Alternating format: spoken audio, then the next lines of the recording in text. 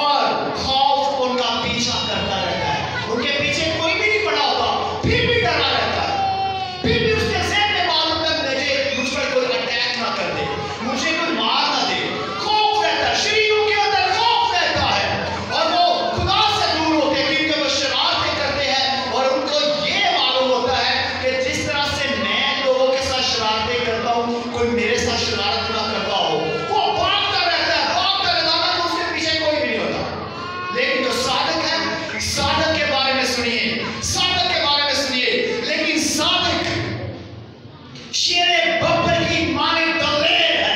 Hallelujah. शेरे बब्बर की तरह दलेर है। साधक लोगों, आपको खुदा का कलाम कह रहा है, तू शेरे बब्बर है, तू शेर है, तुझे भागने की जरूरत नहीं है। जो लोग साधक हैं, जिन्होंने यीशु मसीह को अपना दिल दे दिया है और खुदा के साथ जुड़े रहते हैं, उनको भागने की जरूरत नहीं है, उनको खौफ की जरूरत नहीं है, उनको बीमारी का डर नहीं है, उनको मुसीबत का डर नहीं है, उसको दुश्मनों का खौफ नहीं है, क्योंकि साधक क्या है? शेरे बब्बर है। आप शेर हो, आप बब्बर हो, क्योंकि हमारा खुदा जो है वो महान खुदा है और वो आज मुझे और आपको शेरे बब्बर बनाना चाहता है, भूस्तर नहीं बनाना चाहता। वो आपको सर बनाना चाहता है, दुम नहीं बनाना चाहता। खुदा का कलाम आज हम सबको सिखा रहा है कि हमें शेरे बब्बर बनना है। और शेरे बब्बर का एटीट्यूड क्या है? शेर की मिसाल देने लगा हूं, शेर की मिसाल सुनिएगा। शेर का एटीट्यूड क्या होता है? शेर सबसे लंबा जानवर कौन सा होता है? कोई जिराफ। बता सकते हैं? जिराफ। जिराफ, बिल्कुल ठीक है। सबसे लंबा जानवर, लंबे लंबे दरख्तों से वो खजूरें तोड़कर या फल तोड़कर खा सकता है। और फिर सबसे तेज और एक्टिव जानवर कौन सा होता है? चीता। चीता। चीता जो है हिरन को भी पकड़ लेता है। चीता जो है सबसे चीता जो है सबसे जबरदस्त और एक्टिव जानवर होता है। वो तेज हिरन जो होती है, जो भागती है, इतना भागती है, चीते को एक बार पता चल जाता है कि मैंने किसी का शिकार किया है, लेकिन चीता उसका क्या कर लेता है? शिकार कर लेता है। और सबसे मोटा ताजा जानवर कौन सा होता है? कौन सा जानवर होता है? हाथी। हाथी। हाथी देखा है? हाथी मेरा साथी। देखा हाथी को? हाथी कितना ताकतवर होता है, कितना भारी होता है, दिखने में बहुत जबरदस्त होता है, होता कि नहीं? होता है। लेकिन वो भी शेर जो है, जाफरा, चीता, हाथी, ये भी जंगल का बादशाह नहीं है। बादशाह कौन है? शेर। जब वो देखता है ना आंखों में आंखें डालकर, उसके लंबे लंबे बाल, और जब वो आंखों में आंखें डालकर देखता है तो बड़े बड़े जानवरों की दौड़े लगा देता है, वो निकाल देता है एकदम से। और शेर और हाथी, आपको मैं बताना चाहता हूं हाथी की सोच क्या है। हाथी की सोच ये होती है कि ये शेर जो है ये मुझे क्या कर जाएगा?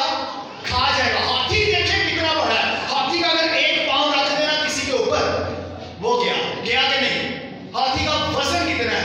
लेकिन उसके सोचने की सेंस क्या है कि शेर जो है मुझे खा लेगा, शेर मुझे क्या खा लेगा। और शेर की सेंस क्या है? शेर का एटीट्यूड क्या होता है? वो ये कहता है कि मैं हाथी को खा लूंगा। उसका क्या सोचने का तरीका है कि मैं हाथी को क्या कर लूंगा? खा लूंगा। और शेर वाकई खा सकता है। जिस तरह से इंसान सोचता है उसके लिए वैसा ही हो जाता है। आज आपको भी हाथी को, चीते को, बड़े बड़े जानवरों को, बड़े बड़े दुश्मनों को देखकर घबराना नहीं है। आपको शेर बब्बर की तरह बब्बर शेर बनना है। उसका सोचना यह है कि मैं इसको खा लूंगा। जितना मर्जी इतना बड़ा दुश्मन है, जितनी मर्जी बड़ी फौज है, उसको देखकर घबराइए मत। कहिए कि मैं इसका शिकार कर सकता हूं। इसी तरह बाइबल मुकद्दस में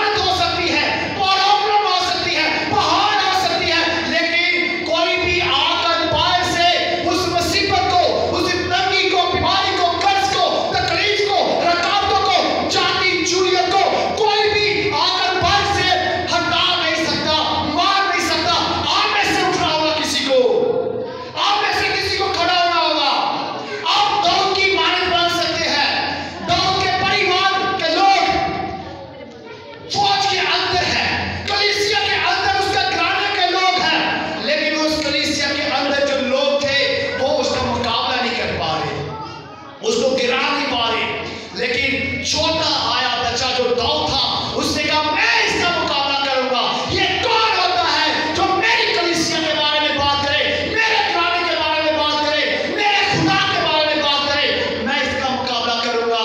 और उसने 5 पत्थर लिए और पत्थर लेकर उसने उसका जाति जूलियत के साथ मुकाबला शुरू हो गया। मैदान सज चुका है, एक तरफ जाति जूलियत, एक तरफ दाऊद है। और दाऊद ने अपने लिफाफे में से, अपने बैग में से एक पत्थर निकाला।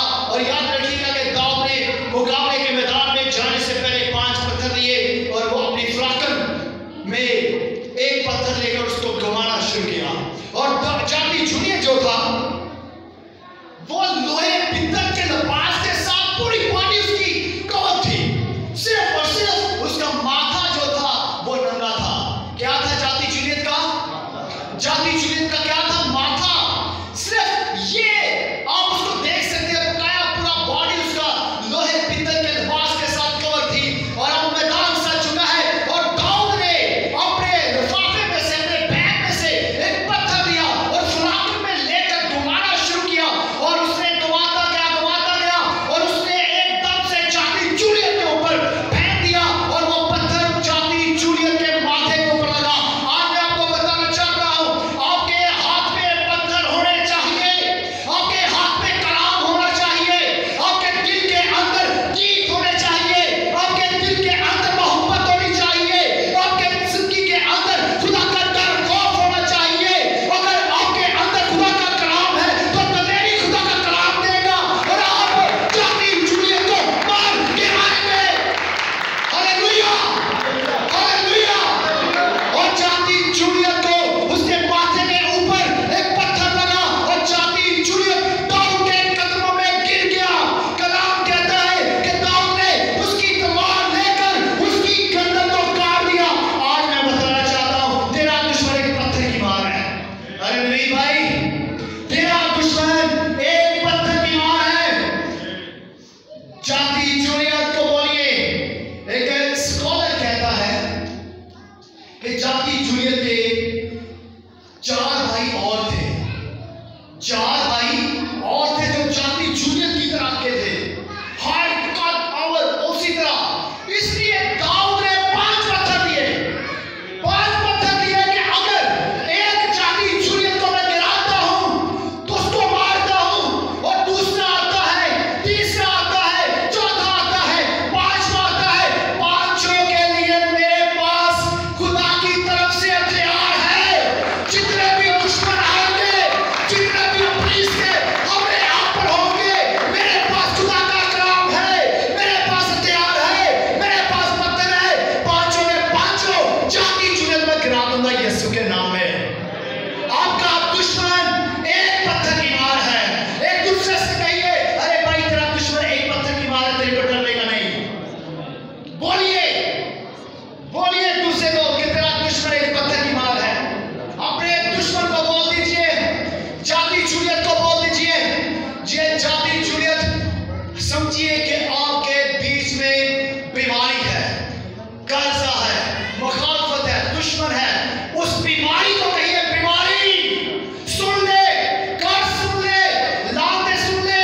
जिस तरह की भी जिस्म के अंदर तकलीफ है, उस तकलीफ का नाम रख दीजिए जाति जूलियत। जाति जूलियत, तू खत्म होने वाला है। अरे बीमारी तू खत्म होने वाली है, तू एक पत्थर की मार है। और यहाँ पर कलाम मुकद्दस में लिखा है कि जाति जूलियत को एक पत्थर से दाऊद ने मार गिराया और फिर उसी की तलवार लेकर जाति जूलियत को उसकी गर्दन को काट दिया। किसने? दाऊद ने। किसने? दाऊद ने। दलेरी आई उसके अंदर। आज आपको भी दलेर होना पड़ेगा। अपनी जिंदगी को, अपने फ्यूचर को बनाने के लिए रस्मों को तोड़ना होगा, रकाबतों को तोड़ना होगा, बंधनों को तोड़ना होगा, दुश्मन को शिकस्त देनी होगी। आपके अंदर दलेरी आ सकती है जब आप खुदा के साथ जुड़े रहेंगे। हालेलुया। आपके अंदर दलेरी आ सकती है। मेरे साथ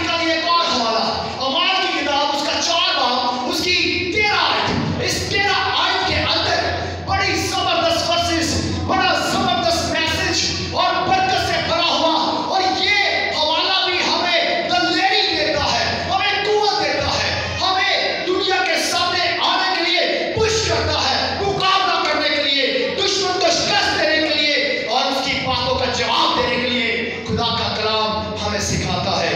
आपने अगर निकाल दिया है तो जल्दी से आप पढ़ सकता है तो जरूर पढ़िएगा 13 आयत। अमाल की किताब उसका 4 बाब। जब उन्होंने पतरस और यूहन्ना की दलेरी देखी और मालूम किया कि ये अनपढ़ और नावाकिफ आदमी है, ताज्जुब किया। फिर उन्हें पहचाना कि ये यीशु के साथ रहे। आमीन। इस बात को सुनिएगा जो मैं बोलने वाला हूं, माइक में आ रही है आवाज, सुनिएगा। यहाँ पर लिखा है 13 आयत के अंदर, यहाँ पर लिखा है जब उन्होंने पतरस और यूहन्ना की दलेरी देखी।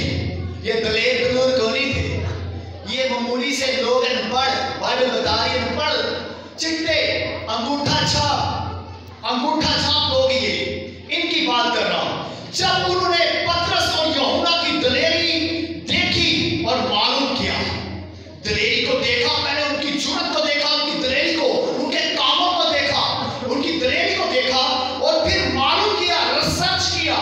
गूगल पे रिसर्च करते हैं लोग कि आज हमें ये चीज चाहिए, ड्रेस चाहिए, किसी का नाम चाहिए, गूगल पे फेंकते हैं, टच करते हैं और सारा बायोडाटा उसका सामने आ जाता है। नादरा वाले निकाल लेते, तुम कहीं भी भाग जाए, नादरा वालों से आप बच नहीं सकते। और फिर आगे लिखा हुआ है ये उन मालूम किया कि ये अनपढ़ है। कौन रिसर्च कौन कर रहे हैं? वहां के फकीर फरीसी लोग, शरा के आलम, चर्च के लीडर, हैकल के लीडर्स, चर्च के लीडर इन्फॉर्म कर रहे हैं कि ये कहां से है, कौन है, और मालूम किया कि ये अनपढ़ और नावाकिफ है। इनकी वाकफियत भी नहीं थी, ये इनको कोई मोहल्ले में नहीं जानता था, उस जगह पर इनको कोई नहीं जानता पहचानता था। लेकिन आगे लिखा है और नावाकिफ आदमी है, तो ताज्जुब किया। फिर उन्हें पहचाना कि ये यीशु के साथ है। ये किसके साथ है? बोलिए बोलिए बोलिए, वो किसके साथ है? उन्होंने रिसर्च किया कि ये जो शख्स है यूहन्ना और पतरस, ये अनपढ़ है। आज मैं आपको पुश करना चाहता हूं, आपके पास तालीम नहीं है, आपके पास नॉलेज नहीं है, किसी से डरने की कोई जरूरत नहीं है, कोई आपको मार नहीं सकता, आप सरकोल नहीं जा सके, आप नहीं पढ़ सके, आप अंगूठा छाप है, लेकिन कलाम कहता है कि खुदा नकामों को चुन लेता है, हकीरों को चुनता है। आपको डरने की जरूरत नहीं है। आपके पास कोई हुनर है या नहीं है, आपके पास तालीम है या नहीं है, लेकिन खुदा का पाक रूह आपके साथ है तो तू कामयाब है, तू कहीं भी जाएगा, तू सर छुपाएगा और कामयाबी हासिल करेगा। हालेलुया, बड़े की तारीफ हो, हालेलुया, खुदा की तारीफ हो। कलाम कहता है कि ये अनपढ़ थे और नावाकिफ, कोई वाकफियत नहीं है इनकी, कोई वजीर आजम के साथ या गवर्नर के साथ या चीफ आर्मी के साथ कोई वाकफियत नहीं है। लेकिन कलाम कहता है ये अनपढ़ थे। लेकिन सबसे कीमती जो बात है वो सुन लीजिए,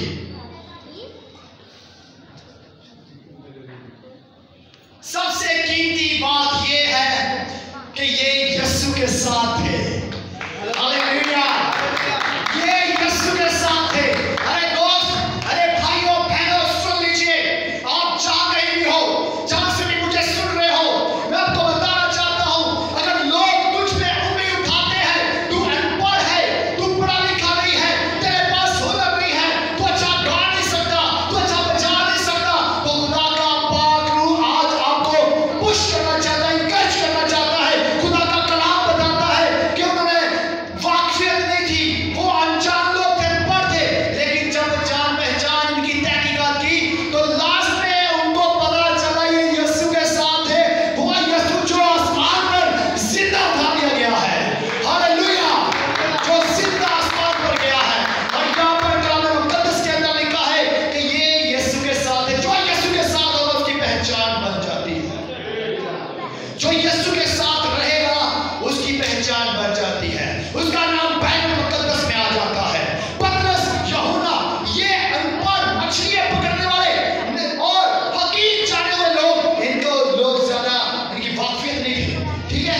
लेकिन जब ये यीशु के पास आए, यीशु के शिगिर्द हुए, इनकी वाकफियत भी हुई और इन पर ये साजिश की भी जा रही थी। इनके अंदर ये दलेरी कहां से है? इनके अंदर कारण क्या था कि फकीर फरीसी इन पर उंगली उठा रहे, इनको पकड़ने की कोशिश कर रहे हैं। जनाब, इन्होंने एक बहुत बड़ा कारनामा किया था, और वो कारनामा क्या था? जन्म के लंगड़े को चुप कर दिया था। हालेलुया! जो यीशु के साथ रहेगा, जो यीशु की महिमा करेगा, जो चर्च में आएंगे, यीशु के साथ जुड़े रहेंगे, उनकी पहचान भी होगी, उनको दिलेरी भी मिलेगी, और वो कहेंगे उठ, अपनी चारपाई उठा अपने घर जा। हालेलुया! जन्म के लंगड़े को अच्छा किया। ये दिलेरी कहां से आई? इसलिए आई कि ये यीशु के साथ है। अगर आप चाहते हैं कि आपको दिलेरी मिले, अगर आप चाहते हैं कि हर एक सवालों का जवाब आपको आए, तो फिर आपको यीशु के साथ जुड़ने की जरूरत है, आपको यीशु के साथ रहने की जरूरत है।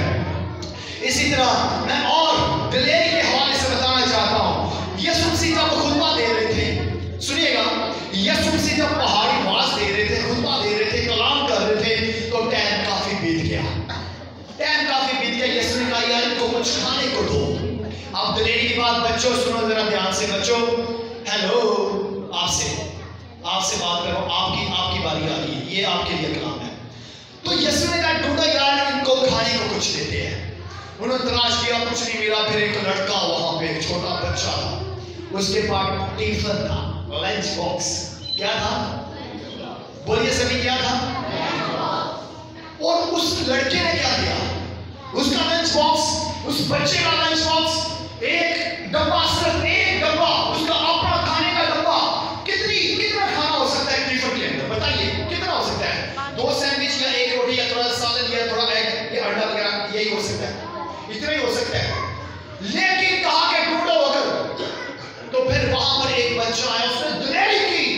सुनिएगा, सीखिएगा, आज जब आप अपने खाने में से, आप अपनी बरकतों में से अपनी बरकतें बांटते हैं, तो तेरी बरकतें आसमान से जारी हो जाती है। यीशु के नाम में जब तू अपना टिफिन किसी और को देगा, तो खुदा तेरे लिए पूरे का पूरा मैसी खोल देगा, पूरी कैंटीन खोल देगा, अरे बड़े देश के तेरे लिए यीशु खोल देगा, जब तू एक टिफिन अपने बच्चे को देगा। आपने बाइबल में पढ़ा कि नहीं, सुना कि नहीं? वो बच्चे ने अपना टिफिन दिया कि मेरे पास कुछ खाना है, और उस टिफिन से खुदा ने बरकत दी, ब्लेस किया, और लोगों ने खाया, और आज उस बच्चे का नाम है। हालेलुया! अगर आप चाहते हैं कि आपका नाम किताब हयात के अंदर लिखा जाए, टिफिन पेश कीजिए, लंच बॉक्स पेश करें खुदा की हुजूरी में। खुदा को टिफिन पेश कीजिए, अपना लंच बॉक्स पेश कीजिए। टोनी भाई, आप एक टिफिन पेश करें। आज कौन कौन अपना टिफिन लेकर आया है? आज खुदा चाहता है कि आप अपने टिफिन खुदा को दे। इस बच्चे ने, आज के बच्चे अपनी चीज नहीं देते किसी को, क्या देते हैं? कभी भी नहीं देते। नहीं ये मेरा है, बल्कि आगे से अटैक कर देते हैं, हमला कर देते हैं। तूने क्यों पूछा? लड़ाई हो जाती है टिफिन पर। लेकिन ये बच्चा मुझे और आपको सिखा रहा है। इस बच्चे ने टिफिन दिया, अपने खाने का डब्बा दिया। आज हम क्या दे रहे हैं? यीशु को क्या दे रहे हैं? इस बच्चे की दिलेरी है। इससे ये नहीं परवाह की कि मैं भूखा रहूंगा, मैं प्यासा रहूंगा, मैं क्या खाऊंगा, लेकिन यहाँ पर इस बच्चे ने टिफिन दे दिया। दिलेरी देखे कि मुझे यीशु कह रहा है। उसका ईमान था कि जहां पर मैं टिफिन दे रहा हूं, वहां पे मुझे लॉस नहीं होगा, नुकसान नहीं होगा, फायदा पहुंचने वाला है। दीजिए टिफिन, दीजिए, ले आइए टिफिन, तेरे सबको फायदा पहुंचने वाला है, नुकसान नहीं होता। इस बच्चे का ईमान देखिए कि मुझे नुकसान नहीं होगा। और ऐसा ही हुआ कि वहां पर पेट भरकर लोगों ने खाना खाया। और अब एक और दिलेरी देखते हैं डैनियल के बारे में। डैनियल, जिसको शेरों की मांग के अंदर क्या कर दिया? फेंक दिया। वजह क्या थी? कि पूजा की जाए, बुतों की पूजा की जाए। नबूकदनेस्सर बादशाह, वहां का बादशाह, उस वक्त का दौर का बादशाह, कि हमारी बनाई हुई मूर्तों को क्या किया जाए? पूजा जाए। इसी तरह जब ये डैनियल को शेरों की मांग में फेंक दिया गया, तो शेरों के मुंह खुदा ने क्या कर दिए? बंद कर दिए। बोलिए जरा, शेरों के मुंह खुदा ने क्या कर दिए? बंद कर दिए। ये वही शेर है जो अपने शिकार को देखता है, और शेर की एक फितरत है, ये किसी का शिकार किया हुआ पका पकाया खाना नहीं खाता। हम लोग तो खाते हैं। आज इधर क्या शेरों ने क्या बनाया, हमारी नजरें चलती रहती है, लेकिन ये शेर जो है ना, शेर की फितरत है, ये अपना शिकार खुद करता है, अपनी कुकिंग खुद करता है, खुद परचेज करता है, खुद जाता बाजार और ढूंढता है, जानवर को लाता, बनाता, पकाता और खुद खाता है। मैं इन शेरों की बात कर रहा हूं। और उस वक्त शेरों के गार में उन लोगों को फेंका जाता था जो बादशाह के हुक्म को नहीं मानते थे, और उन शेरों के आगे फेंका जाता था जो शेर भूखे होते थे, जिनके पास कुछ आए और जल्दी से खा लेते थे। लेकिन यहां पर खुदा ने क्या किया, अपने दास के लिए, डैनियल के लिए, दानियल के लिए शेरों के मुंह बंद कर दिए। आज मैं यही बताना चाहता हूं, आज जितने भी लोग तेरे बारे में मुंह खोल रहे हैं, उंगलियां उठा रहे हैं, यीशु उनके मुंह को बंद कर देगा और तू सलामत रहेगा, तू गिरेगा जरूर, तू शेरों में जाएगा, पर शेर तेरा एक भी बाल बेगा नहीं करने वाला नहीं, हटाने वाला नहीं है, तू कायम रहेगा। हालेलुया, जोरदार ताली बजाइए। शेरों में गिरेगा तू, और शेर तेरे को हाथ नहीं लगा सकते। शेरों में जाएगा, मुसीबत में जाएगा, बीमारी में जाएगा, तंगियों में जाएगा, दुश्मनों के दरमियान तू जाएगा, तू कैद में भी होगी, जेल में भी जाएगा, लेकिन तू सलामत बाहर आएगा यीशु के नाम में। कोई भी तुझे नुकसान नहीं पहुंचा सकता। इसलिए घबराइएगा मत कि मुझ पे बीमारी आ गई है, तकलीफ आ गई है, कुछ प्रॉब्लम आ गई है, बल्कि मैं आपको बता देना चाहता हूं कि खुदा ये चीजें इसलिए भेजता है ताकि आप मजबूत हो। अगर कोई बीमार नहीं है, सुनिए इस बात को मैं कहने वाला हूं, अगर कोई किसी के जीवन के अंदर कोई बीमारी नहीं है, तंगी नहीं है, कर्ज नहीं है, परेशान नहीं है, वो समझता कि मैं बिल्कुल फ्रेश हूं और मुझे किसी और से कोई तकलीफ नहीं है, तो वो जिंदगी नहीं जी रहा, वो जिंदगी नहीं जी रहा। जिंदगी जीता है वो जो समस्या का, मुश्किलों का, बीमारियों का मुकाबला करता है। अगर आपके जीवन के अंदर कुछ भी नहीं है तो खुदा को बोलिए, खुदा बेद बीमारी में टफ करने के लिए तैयार हूं, मैं बीमारी का मुकाबला करने के लिए तैयार हूं। अगर कोई समस्या की मुश्किलात नहीं है तो खुदा से कहिए कि खुदा मैं तैयार हूं, मैं मजबूत हूं, मैं लड़ूंगा, मैं जीतूंगा, फना मारूंगा, क्योंकि काम भी यही करना। अच्छा हुआ कि मुझ पे मुसीबत आई ताकि तेरे क्या करूं, तेरे आयन से अगर नहीं है तो खुदा से कहिए, खुदा भेज, आई एम फाइटर, मैं फाइटर हूं, मैं फाइट करूंगा, जीतूंगा, आगे निकलूंगा। अगर जिंदगी के अंदर समस्या नहीं है, मुश्किलात नहीं है, तो आप बिल्कुल सुस्त पड़ जाएंगे, ढीले पड़ जाएंगे और तुझे लड़ना नहीं है। किसी के साथ फाइट करेगा तो कोई तेरे को मुक्का मारेगा और तू खाएगा और नीचे गिर जाएगा। लेकिन जब तुझे लड़ना आता होगा, दुआ की होगी, तूने खुदा के साथ अपने आप को मजबूत किया होगा, तब तो इब्लीस के हर एक उसके सवाल का जवाब दे सकता है कि कलाम में लिखा है कि खुदा अपने खुदा की आजमाइश ना करे।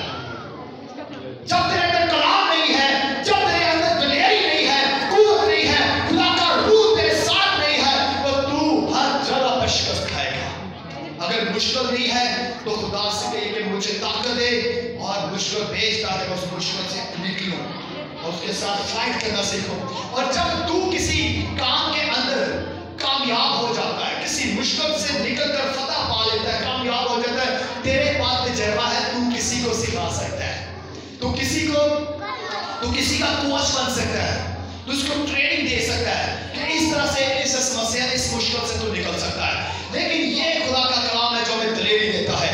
आखिर में मैं आखिरी हवाला पढ़ना चाहता हूं, जल्दी से निकालिए तवारीख, पहली तवारीख, जबरदस्त, ये टारगेट है आज हमारे इस मैसेज का, मेन मजमून जो है ये यही।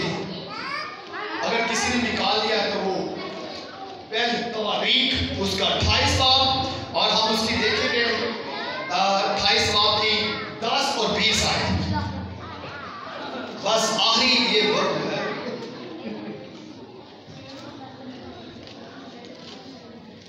10 और उसकी 20, 10 के अंदर लिखा हुआ है, मैं आपके सामने पढ़ता हूं, सो होशियार हो। कौन कह रहा है? दाऊद। किसको? सुलेमान को। किसको कह रहा है? अपने बेटे को कह रहा है। सुनिएगा, सुनिएगा, दाऊद नबी अपने बेटे सुलेमान को बोल रहा है, सो होशियार हो क्योंकि खुदावंद ने तुझको मुकद्दस के लिए एक घर बनाने को चुना है। सो हिम्मत बांध कर काम कर। किसको बोल रहा है? क्या बोल रहा है जी? दाऊद बादशाह सुलेमान को कह रहा, होशियार हो, सुस्ती छोड़ दे, ये सर्दी ठंड का बहाना छोड़ दे, ये बहाना छोड़ दे कि मैं ड्यूटी पर जाना है या मेरे पेन हो रही है, तकलीफ हो रही है, मेहमानों ने आना है। मेहमानों ने शाम को आना है, सुबह चर्च नहीं आना। मेहमानों ने आपको चर्च में आने से तो नहीं रोका, लेकिन ये बहाने हैं। अब इब्लीस ने तरह तरह के बहाने हमारे जीवन के अंदर पैदा करता है। होशियार हो, क्योंकि खुदावन ने तुझको मुकद्दस के लिए, घर बनाने के लिए क्या किया है? चुना है। खुदा ने भाईजान आपको चुना है, हर एक को चुना है। बच्चों, आपको भी चुना है। बहनों, भाइयों, दोस्तों, कलीसिया के तमाम लोगों, जो कोई मुझे सुन रहा है, खुदा ने आपको अपने मुकद्दस के लिए, अपनी हैकल के लिए, अपने घर के लिए चुन लिया है, ताकि तू अपनी हैकल को बना सके, तू मुकद्दस को बना सके, तू खुदा के घर को बना सके। लिखा सो हिम्मत बांध कर काम कर। हिम्मत के साथ काम करना है, घबराना नहीं है कि हम क्या करेंगे। मैं आपको बताना चाहता हूं, जब हमने इस चर्च के काम को शुरू किया तो हमारे पास टोटल तकरीबन 2.25 लाख या 2.5 लाख था। ये पहली बिल्डिंग की बात करने लगा, जब उस बिल्डिंग को हमने गिराना था और दोबारा से बनाना था। तो एक भाई को, भाई यूसुफ ने बोला, मैं उसका नाम प्रेजेंट नहीं करूंगा, उसको बोला कि यार हम सभी मिलकर काम कर रहे हैं, तो आप भी हदिया दें, फंड दें, ताकि हम मिलकर करेंगे इसको, और ये बिल्डिंग, खुदा का घर, हैकल, इसको तैयार करेंगे। तो आगे से उस भाई का आंसर क्या था कि ताड़ी को पैसे नहीं है, लेकिन काम क्यों छेड़ रहे थे? अनकच किया जा रहा है, दिल तोड़ा जा रहा है, हिम्मत को कम करने की कोशिश की गई। लफ्ज इंसान को मार देते हैं, लफ्ज जो है इंसान को मार देते हैं। आपके लफ्ज जो है इंसान को जिंदगी भी दे सकते हैं, और आपके लफ्ज जो है इंसान को मौत भी दे सकते हैं। लेकिन हमने क्या किया? हमने उसकी बात को सुनकर क्या किया? उसको दिल में रख लिया। अरे इधर से सुना, इधर से निकाला, पहले खड़ी कर दी है, ये सुने।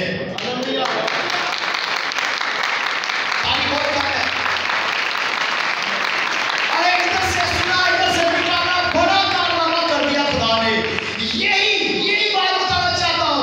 लोग आपको इनकरेज करते हैं, हौसला तोड़ देते हैं, आपकी हिम्मत को तोड़ने की कोशिश करते हैं, तकलीफ पहुंचाने की कोशिश करते हैं। आप कोई भी काम शुरू करने लगते हो ना, तो लोग बड़ी रुकावटें डालते हैं। ये क्यों हो रहा है, ये क्यों हो रहा है, पैसे नहीं है तेरे पास, कैसे करेगा, इतना बड़ा अचीवमेंट तू कैसे कर सकता है? उसको बोल, मैं हो ना ऊपर भी बैठा हुआ है। खुदा कहता कि जिस तरह मैं मूसा के साथ हूं, तेरे भी साथ हूं। जिस तरह मैं मूसा के साथ हूं, तेरे भी साथ हूं। खुदा ने कहा दाऊद को, दाऊद ने आगे अपने बेटे को कहा कि खुदा ने तुझे चुन लिया है, और हिम्मत बांध और काम कर, शुरू कर, मैं तेरे साथ हूं। और ये बिल्डिंग आज खड़ी है। Hallelujah, hallelujah. आज ये बिल्डिंग खड़ी है। हिम्मत बांधिए, अपने आप को मजबूत कीजिए। खुदा का बंदा दाऊद अपने बेटे से कलाम कर रहा है, लेकिन आज ये बेगानी है, आज ये मुझसे कलाम हो रहा है। उस वक्त सुलेमान से कलाम हुआ, हैकल को बना, लेकिन आज ये कलाम मुझे, आपको, हम सब के लिए है। हिम्मत बांध और काम को शुरू कर। और आगे हम एक आखिरी आयत पढ़ेंगे, 20 आयत। 20 के अंदर लिखा हुआ है, दोस्तों आज मैं यही बताना चाहता। 20 आयत है इसकी, मेरा पेट डबल निकल के आगे। जी हाँ, यहां लिखा है, सॉरी मैं पढ़ देता हूं, थैंक यू। और दाऊद ने अपने बेटे सुलेमान से कहा, हिम्मत बांध और हौसले से काम कर। जस्ट बाकी काम नहीं करना, रिलैक्स, बिल्कुल रिलैक्स, आराम से काम करना है, प्यार के साथ काम करना है। लोगों की बातों को सुनकर परेशान होने की जरूरत नहीं है, बल्कि कलाम कहता है कि तू हिम्मत बांध, हौसले से काम कर। और फिर लिखा, खौफ न कर कि लोग आएंगे तेरे खिलाफ उंगली उठाएंगे और चर्च के कामों को रोकेंगे, आपके काम में रुकावटें डालेंगे। लेकिन तेरे को क्या करना है?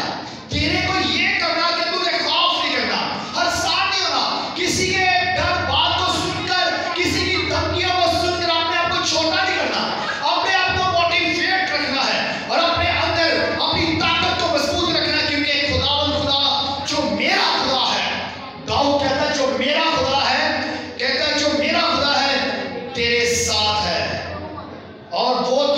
ना छोड़ेगा और ना तर्क करेगा जब तक खुदावंद के मस्कन की खिदमत का सारा काम तमाम ना हो जाए। इस बात के लिए जोरदार ताली बजाएं, जोरदार ताली बजाएं। कहता है कि जो मेरा खुदा है वो तेरा खुदा है और खुदा तुझे कभी नहीं छोड़ेगा जब तक ये बिल्डिंग, ये हैकल, ये तो खुदा का घर कंप्लीट नहीं हो जाता, तमाम नहीं हो जाता। खुदा तेरे साथ खड़ा है। खुदा के जलाल के लिए जोरदार ताली बजाएं। वो हमारे साथ है। 2.5 लाख रुपया हमारे पास था। आज हम आई थिंक 65 या 65 लाख के करीब पहुंच चुके हैं। अगर हम टोटल अमाउंट लगाएं, हिसाब लगाएं तो दोस्तों 65 लाख या इससे ज्यादा 65 या 70 लाख के करीब इस चर्च पर अमाउंट लग चुकी है और अभी भी ये काम जारी है। और जब तक ये बिल्डिंग तबाह नहीं हो जाती, जब तक ये बिल्डिंग तैयार नहीं हो जाती, हम हौसला नहीं हारेंगे। एक दूसरे से कहिए, हम हिम्मत रखेंगे, आगे बढ़ेंगे और इस बिल्डिंग को, हैकल को तैयार करेंगे। एक दूसरे को दिलेरी दीजिए। अरे भाई, होने वाला सब कुछ होने वाला। दिलेरी रख, दिलेरी से आगे बढ़, हिम्मत रख, हौसला रख, सब कुछ तैयार होने वाला। एक दूसरे को बोलिए, हम डिनर भी करने वाले हैं। एक दूसरे को बोलिए, हम ज़ियाफत मनाने वाले हैं। हमारी बिल्डिंग, हमारा चर्च, हमारी कलीसिया के लोग जिस लगन के साथ, मोहब्बत के साथ, हिम्मत के साथ, हौसले के साथ लगे हुए हैं, हम तमाम होते हुए देख रहे हैं और एक दिन आएगा, तमाम हो जाएगा और हम पार्टी करेंगे। हालेलुया! हम जश्न मनाएंगे, गीत गाएंगे, सबूत गाएंगे, नज़राई होगी, यहाँ पर गवाहियाँ होंगी और खुदा के नाम को इज्जत और जलाल मिलेगा। बोलो यीशु मसीह के नाम के, यीशु मसीह के नाम के। हालेलुया! अभी से उस खुशी को मनाना शुरू कीजिए। खुदा आपके साथ है। दाऊद कहता है, कोई खुदा मेरे साथ है, वो तेरे साथ है और वो तुझे कभी नहीं छोड़ेगा। ये प्रॉमिस है। ये क्या है? खुदा तेरे साथ है और तेरे घर को, घर के अंदर जो कुछ तू करना चाहता है, जब तक वो तमाम नहीं हो जाता, खुदा तुझे छोड़ेगा नहीं। तो बच्चों के लिए फिक्रमंद है, शादियों के लिए और बिजनेस में, कारोबार के लिए फिक्रमंद है। खुदा तेरे साथ है, वो तुझे छोड़ेगा नहीं। जब तक तू सफल नहीं हो जाता, कामयाब नहीं हो जाता, जब तक तमाम की तमाम बरकत, जब तक तमाम के तमाम तेरे घर के काम, तमाम के तमाम हैकल का काम मुकम्मल नहीं हो जाता, बल्कि खुदा ने कहा कि मैं दुनिया के आखिर तक तेरे साथ रहूंगा। हालेलुया! हैकल तक नहीं, दुनिया के आखिर तक, जब तक हम जीवित हैं, जी रहे हैं, सांस चल रही है बॉडी के अंदर, हमारा खुदा हमारे साथ है। इससे बड़ा क्या प्रॉमिस है, इससे बड़ी क्या बरकत हो सकती है कि दुख हो, सुख हो, खुदा मेरे साथ